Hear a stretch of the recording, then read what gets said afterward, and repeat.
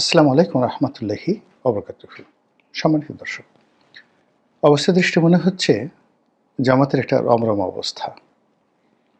আগামীতে জামাত ক্ষমতায় আসবে, রাষ্ট্র পরিচালনা করবে এবং দেশে একটা ইসলামী বিপ্লব হবে।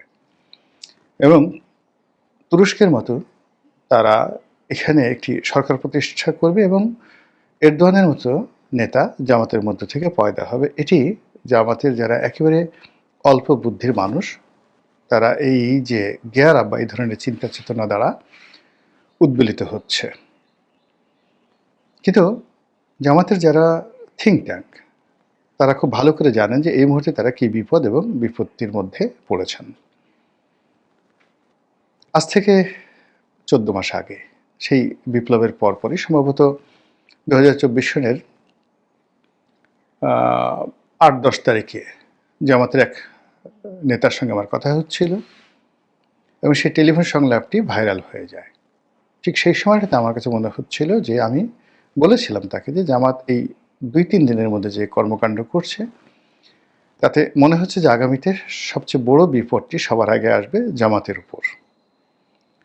তারপর দ্বিতীয় বিপদটি আসবে বিএনপির উপর। আর যারা ক্ষমতায় এসেছে তারা একটা সুদূর প্রসারী পরিকল্পনা করে ক্ষমতায় এসেছে এবং এই ক্ষমতা থেকে যাওয়ার সময় তারা এই ক্ষমতাটি অবশ্যই কোনো রাজনৈতিক শক্তির হাতে দেবে না। 1 বছর আগে সেই কথাগুলো বলেছিলাম। ঠিক ওই বক্তব্যের কারণে বিএনপির অনেক লোক আমার প্রতি বেজার ছিলেন, অখুশি ছিলেন। জামাতেরও অনেক লোক অভিমান করেছিলেন এবং এখনও সেই অভিমান অব্যাহত হয়তো আছে। কিন্তু তারপরেও এই বর্তমান অবস্থাতে আবার সেই 1 বছর আগের যে ঘটনাটা যেভাবে ঘটছে, এত দ্রুত এবং এতটা যাকে বলা হয় নেতিবাচক অর্থে ঘটবে, এটা আমিও কল্পনা করতে পারিনি। সবচেয়ে বড় ব্যাপার হলো যে ধরুন আপনি একটা নৌকা চালাচ্ছেন বা লঞ্চ চালাচ্ছেন। তো লঞ্চে দেখবেন যে কতগুলো পদ আছে, সারেং, তারপরে সুকানি, ইঞ্জিন মাস্টার, এরপরে একজন আছেন ওই যে সিঁড়ি, লঞ্চের সিঁড়িগুলো টানে। তো আপনি যদি লঞ্চের যারা সিঁড়ি টানে তাদেরকে এনে সারেংয়ের সেই হুইল ঘোরানোর জন্য দায়িত্ব দেন, তাহলে আপনার লঞ্চের যে অবস্থা হবে, আমাদের রাজনৈতিক দলগুলোর এখন অবস্থা ঠিক তেমনি হয়ে গেছে। বিএনপি, আওয়ামী লীগ, জামাত তাদের মুখপাত্র রূপে এই মুহূর্তে যারা কথা বলছেন দেশে এবং দেশের বাইরে, এরা জামাত, বিএনপি এবং আওয়ামী লীগের প্রথম সারির নেতা কখনই ছিলেন না। এই দলের দুঃসময়ে বা দলগুলোর দুঃসময় যারা হাল ধরেছেন এই দলের, তারা অজানা কারণে এই সময়টিতে নিজেদেরকে গুটিয়ে রেখেছেন, অথবা তাদেরকে আসতে দেওয়া হচ্ছে না বা তারা আসছেন না। আর সম্মুখ সারিতে এসে যে সকল কথাবার্তা দলের পক্ষে বলছেন, 3টে দলেরই প্রায় সবগুলো কথাই তাদের জন্য আত্মঘাতী হচ্ছে। আপনারা সবাই জানেন যে এই মুহূর্তে বাংলাদেশের রাজনীতি নিয়ে আমেরিকা খুব খেলছে। যদি পূবের চাঁদ পশ্চিমে উঠে যায়, আমেরিকা কখনো বাংলাদেশে ধর্মভিত্তিক কোনো দলকে তারা ক্ষমতায় বসাবে না। কারণ কি আপনারা খুব ভালো করে জানেন। তো সেক্ষেত্রে আমেরিকার কোনো লোক যদি ধর্মভিত্তিক কোনো দলের সাথে বৈঠক করে, তাদের সঙ্গে দহরম মহরম সম্পর্ক করে, মূলত মানে সেই দেলোয়ার হোসেন সাঈদী সাহেবের সেই ওয়াজের মতো যে এক লোক একটা অজগর সাপ পুষছে, তো সাপ বড় হচ্ছে, বড় হওয়ার পরে যখন সে খাওয়া দাওয়া শিখে গেছে, গিলে খেতে পারে, তখন সে প্রতিদিনই তার যে মালিক যখন শুয়ে থাকে, সে তখন তার মালিকের পাশে শুয়ে নিজেকে মাপ দেয় যে কখন সে তার মালিককে গিলে খেতে পারবে। পশ্চিমা রাষ্ট্রশক্তিগুলো যখনই কোনো ইসলামী দলকে প্রমোট করেছে, ধরুন ইসলাম তো আজকে না, আব্বাসীয় খেলাফত, তারপরে সেই যে ক্রুসেড, তখন থেকেই তো পশ্চিমাদের সঙ্গে আমাদের যাকে বলা হয় যুদ্ধ হচ্ছে, মারামারি হচ্ছে, কাটাকাটি হচ্ছে। আমরা যে সিরিয়া দখল করেছিলাম মুসলমানরা, সেটা তো রোমান সাম্রাজ্যের অধীন ছিল। সেই রোমান সাম্রাজ্যের অধীনের একটা রাষ্ট্রকে আমরা দখল করেছিলাম। আমরা যে মিশর দখল করেছিলাম, তো মিশর তো রোমান সাম্রাজ্যের অধীনের একটা খুব শক্তিশালী রাষ্ট্র ছিল দীর্ঘদিন ধরে। আমরা যে পারস্য দখল করেছিলাম, ইট ওয়াজ এ পার্সিয়ান ডাইনেস্টি। কাজেই এখানে অনেকগুলো রাজনৈতিক বিরোধ ঐতিহাসিকভাবে আছে। তো দুটো বৃহৎ শক্তি, পার্সিয়ান ডাইনেস্টি এবং ইউরোপিয়ান ডাইনেস্টি, খ্রিস্টান ডাইনেস্টি, তারা কোনো অবস্থাতে ইসলামের যে প্রচার প্রসার তারা মেনে নেয়নি। এরা কখনো বন্ধুর বেশে কাছাকাছি এসেছে এবং হয়তো নিজেরা ক্ষতিগ্রস্ত হয়ে গেছে অথবা তাদেরকে ক্ষতিগ্রস্ত করে গেছে। পাকিস্তানের কথা চিন্তা করেন, আফগানিস্তানের কথা চিন্তা করেন। তো এই গত ৮০ দশক থেকে পাকিস্তান এবং আফগানিস্তান, ইউরোপীয়রা যে বেশি আসুক না কেন, আলটিমেটলি এই দুটো দেশের ক্ষতি করে গেছে। সিমিলারলি ভারত নামক যে রাষ্ট্রটি তৈরি হয়েছে, এই রাষ্ট্রটির পেছনের চালিকা শক্তি হিসেবে প্রথম দিন থেকেই জায়োনিজম, ইহুদিবাদ খুব গুরুত্বপূর্ণ ভূমিকা পালন করেছে। ফলে তাদের নিজেদের দেশের ভিতরে তারা মুসলমানদেরকে অনেক প্রোটেক্ট করে রেখেছে, গণতন্ত্র রেখেছে, কিন্তু পার্শ্ববর্তী কোনো একটা দেশে, সেটা বাংলাদেশ হোক, শ্রীলঙ্কা হোক, নেপাল হোক কিংবা পাকিস্তান হোক, এখানে মুসলিম শক্তি যেন বেড়ে না ওঠে। এমনকি তাদের নিজেদের দেশে মুসলিমদের সিভিল রাইট থাকুক, কিন্তু তারা পলিটিক্যাল রাইট যেন তাদের মানে একেবারে যাকে বলা হয় সমপর্যায়ে, হিন্দুদের সমপর্যায়ে না আসে, এই জন্য আধুনিক ভারত রাষ্ট্র সর্বোচ্চ চেষ্টা করছে। ফলে তাদের এই চিন্তা চেতনার কারণে তারা যখন লাদেনকে খুন করার প্রয়োজন হয়েছে, জুলফিকার আলী ভুট্টোকে খুন করার প্রয়োজন হয়েছে, তাদের মধ্যে যখন তালেবানদেরকে শেষ করার যাকে বলা হয় প্রয়োজন দেখা দিচ্ছে, মোল্লা ওমরকে মেরে ফেলার সময় এসেছে, তখন ভারত, ইহুদি রাষ্ট্র, ইসরায়েল এবং আমেরিকা একই সুরে তারা কথা বলেছে। মধ্যে আমেরিকার সঙ্গে ভারতের কতগুলো বিষয়ে দূরত্ব তৈরি হয়েছিল, আবার সেই দূরত্ব ঘুচে গেছে। এর কারণ হলো টার্গেট তো এক। তো কাজেই সেই ভারত বা সেই আমেরিকা যদি জামাতের খুব কাছাকাছি আসে, এটা জামাতের জন্য ধরে নিতে হবে সেই অজগর সাপের মতো, মাপ দিচ্ছে কখন সম্পূর্ণ গিলে খাবে। তো যা হোক, এখন জামাতের যেহেতু একটা সুসময় যাচ্ছে আপাত দৃষ্টিতে, তো জামাতকে আক্রমণ করার জন্য নানা রকম সিআইএর এজেন্ট, রয়ের এজেন্ট জামাতের মধ্যে ঢুকে যাবে এবং ঢুকে গিয়ে নানা রকম কথা বলে, ন্যারেটিভ কথাবার্তা বলে, উল্টাপাল্টা কাণ্ড কারখানা ঘটিয়ে তারা জামাতকে বিতর্কিত করবে। এক। ২ নম্বর হলো যে আবার প্রতিপক্ষে বিএনপির মধ্যে, আওয়ামী লীগের মধ্যে ঠিক সেম এজেন্ট আছে, যারা আবার ওটাকে ক্যাশ করবে। ধরুন এজেন্সিগুলো একটা প্রকল্প করলো যে তুমি ইলিশ মাছ পরিবেশন করবে, একটা এজেন্ট জামাতের মধ্যে থেকে।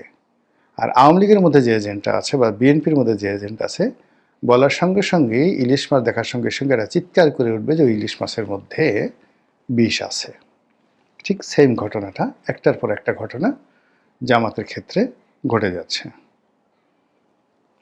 সঙ্গে সঙ্গে যখন ডক্টর মোহাম্মদ ইউনূস ক্ষমতায় এলেন, সঙ্গে সঙ্গে কারাগার খুলে গেল, আয়নাঘর থেকে সবাই বের হলো, ব্রিগেডিয়ার আজমি বের হয়ে গেলেন।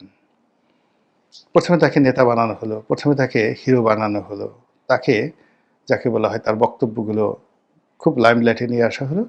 এরপর সেই বক্তব্যগুলোর মধ্যে থেকে একটা একটা করে ধরে এখন যে ব্যবচ্ছেদ বলা হয়, পোস্টমর্টেম, সেই পোস্টমর্টেম করা হচ্ছে। তার গামছা পুরনো হলো না কেন, ১৫ বছরের গামছা। তারপরে তিনি আয়নাঘরে ছিলেন না, এখন তিনি এক রুমে ছিলেন, এসি করা রুমে ছিলেন। এই জিনিসগুলো এই মুহূর্তে সামনে এনে পুরো যে জামাত ডামাডোল তৈরি করছে, সেই ডামাডোলকে রীতিমতো বিতর্কের মধ্যে ফেলে দিচ্ছে। মুক্তিযুদ্ধ, ৭১-এর ঘটনা, রাজাকার, আলবদর, আরশাম, যে বিষয়গুলো আলটিমেটলি সেটেলড হয়ে গেছে এবং কতগুলো শব্দ ওটা নিয়ে এখন আর নতুন করে বিতর্ক করার কোনো সুযোগ নেই। এখন জামাতের পরিচয় দিয়ে, জামাতের নাম করে, জামাতের প্ল্যাটফর্ম ব্যবহার করে অথবা জামাতের বন্ধু সেজে যখন সেই মুক্তিযুদ্ধ নিয়ে কোনো কথা বলা হচ্ছে, সেই রাজাকার আল-বদর নিয়ে কোনো কথা বলা হচ্ছে, সেই পাকিস্তান নিয়ে কোনো ন্যারেটিভ তৈরি করা হচ্ছে, পাকিস্তানের সঙ্গে বন্ধুত্ব করার যে একটা ন্যারেটিভ তৈরি করা হচ্ছে, মানে পুরো বিষয়টা হলো এরকম, এখন যদি কেউ এই বাংলাদেশে আবু জেহেলের চরিত্র ফুলের মতো পবিত্র বলতে চায়, তাহলে কি হবে? মুহূর্তের মধ্যে সারা বাংলাদেশের মুসলমানরা তাকে কাফের ফতোয়া দিয়ে তার মৃত্যুদণ্ড চাইবে। বাংলাদেশের জনগণের মধ্যেও একই অবস্থা। পাকিস্তানকে আপনি কোনো অবস্থাতে কিয়ামত পর্যন্ত এখানে আপনি খাওয়াতে পারবেন না। আর পাকিস্তানের মধ্যে এমন একটা বিরোধ তৈরি হয়েছে, সেটাও কখনো বাঙালিদের বিরুদ্ধে আপনি পাকিস্তানের যে রাষ্ট্রশক্তি তাদেরকে সোজা করতে পারবেন না। আপনি দেখেন ইদানিং পাকিস্তানের জেনারেলরা যে সকল কথাবার্তা বলছে, তারা সেই বঙ্গবন্ধু শেখ মুজিবুর রহমানকে গাদ্দার বলছে, ইমরান খানকে গাদ্দার বলছে। কেন গাদ্দার? এর কারণ হলো তারা সে বঙ্গবন্ধুর ভক্ত। তো এইরকম ন্যারেটিভগুলো, তো এই যে জামাতের যে অভ্যন্তরীণ যে সকল সমস্যা ঘটছে, বিশেষ করে মিডিয়াতে, সোশ্যাল মিডিয়াতে এবং মূলধারার গণমাধ্যমে, আমার মনে হচ্ছে যে অনেকগুলো জামাতের এজেন্ট ঢুকে পড়েছে। সাম্প্রতিক সময় আপনি দেখবেন যে কতগুলো লোক, কেউ হয়তো সরাসরি জামাতে আছেন, কেউ জামাতের সহযোগীর প্রতিষ্ঠান বা বন্ধু প্রতিষ্ঠান রূপে আছেন। তারা যে সকল কথাবার্তা বলছেন তার পুরো দায় দায়িত্ব জামাতকে নিতে হচ্ছে। এই যে এই সময় বিতর্কের একেবারে সর্বোচ্চ পর্যায়ে থাকা একটা লোক, আমি তার সম্পর্কে জানলাম। এই ছেলেটি 91 সনে ম্যাট্রিক পাস করেছে, রাজশাহী বিশ্ববিদ্যালয়ে পড়তো, ছাত্রলীগ করত শেকরের সঙ্গে, এবং রাজশাহী বিশ্ববিদ্যালয়ের সবচেয়ে বড় যে হলটি, সেই হলের যখন ছাত্রলীগের কমিটি নিয়ে নির্বাচন হচ্ছে, এই ছেলেটি নিজেকে ছাত্রলীগের সভাপতি রূপে তখন সেই কমিটিতে প্রতিযোগিতা করেছে এবং মাত্র 2 ভোট পেয়েছে। গাঁজা খেত, মানে পুরো ক্যাম্পাসে তাকে গাঁজারু হিসেবে সবাই জানত, গাঁজার সম্রাট।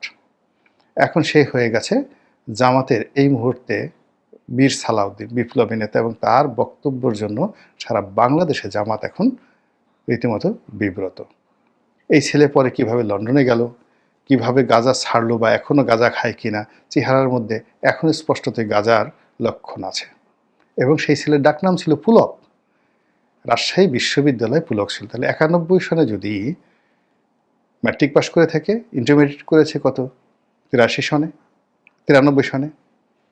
তো 93 সনে ইন্টারমিডিয়েট করেছে, তাহলে 94, 95 সনে সে বিশ্ববিদ্যালয়ে পড়তো। 95 সনে ক্ষমতায় কারা ছিল? বিএনপি ক্ষমতায় ছিল। তো বিএনপি যখন ক্ষমতায় ছিল তখন যে লোক ছাত্রলীগ করে, আর তখন তো জামাতের এরকম মানে কোনো রমরমা অবস্থাই নেই, যে লোক ছাত্রলীগ করে এবং একটা বিশ্ববিদ্যালয়ের সবচেয়ে বড় হল, সেই হলের যে সভাপতি পদে ওখানে লড়াই করেছে, এবং ছাত্রলীগের প্রত্যেকটা লোক বলে যে ও তো কোনোদিন শিবিরের ধারের কাছে যায়নি, সেই লোক এখন শিবিরে গিয়ে এমন সব কথাবার্তা বলছে যে কথায় শিবিরকে, জামাতকে রীতিমতো নতুন বিতর্কে ফেলে দিয়েছে। অথচ এই ছেলেটার চেহারা, সুরত, কথাবার্তা তো এখন যেভাবে দেখছি, এই 14 মাস আগে তো আমরা তার নামই জানতাম না, এদেরকে কোথাও দেখেই নেই।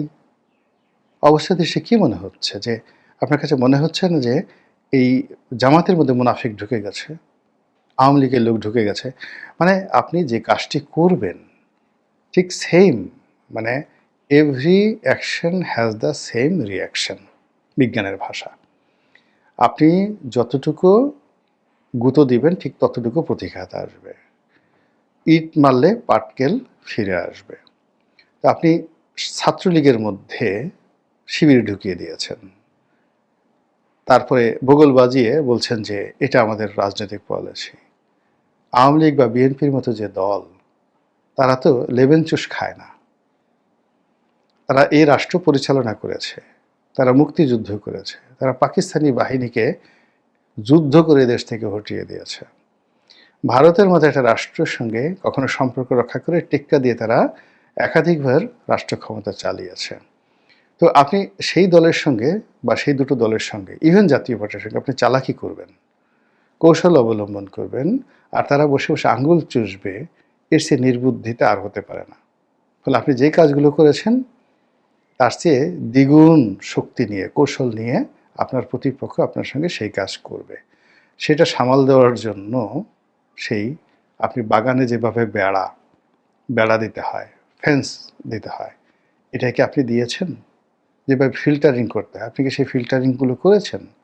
অল অন এ সাডেন অনেকগুলো লোক যারা এই ১৪ মাস আগে জামাতের নাম মুখে নিতেন না, জামাতের কোনো জায়গাতে ছিলেন না। আমি একটা লোককে জানি, উচ্চ আদালতের একজন বিচারক ছিলেন, জামাতের খুব ঘনিষ্ঠ।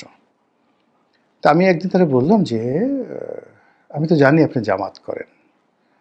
তো আপনার কোর্ট থেকে জামাতের লোকজনের সবচেয়ে বেশি বেল কম হয়। আপনি ফাইলে ধরেন না, কারণটা কি? ভদ্রলোক মাথা নিচু করে রইলেন। এখন সেই লোক যদি এই সময়টাতে এসে হঠাৎ করে জামাতি হয়ে যায়, আবার ধরুন যে অন্যান্য যে সকল পেশার যারা লোকজন আছেন, এই সময়টাতে অল অন এ সাডেন জামাত বন্ধু হয়ে গেছেন। কিন্তু গত ১৫ বছরে আমি এদের অনেককে চিনি, যাদেরকে জামাত প্রমোট করে বড় বড় পদে বসিয়েছে, বিএনপি বড় বড় পদে বসিয়েছে। তাদের সামনে বিএনপি এবং জামাতের লোকজন আর্তচিৎকার করেছে। আওয়ামী লীগের লোক এসে বিএনপি জামাতের লোককে সাহায্য করেছে, কিন্তু সেই লোকগুলো পদে ছিল, পদবিতে ছিল, ভালো ছিল। কোনোদিন নিজেদের একটা পকেটের পয়সা দিয়ে কোনো সময় জামাতকে সাহায্য করেছে, সহযোগিতা করেছে বা বিএনপিকে সহযোগিতা করেছে, এরকম কোনো নজির নেই। নাম ধরে ধরে বলতে পারবো।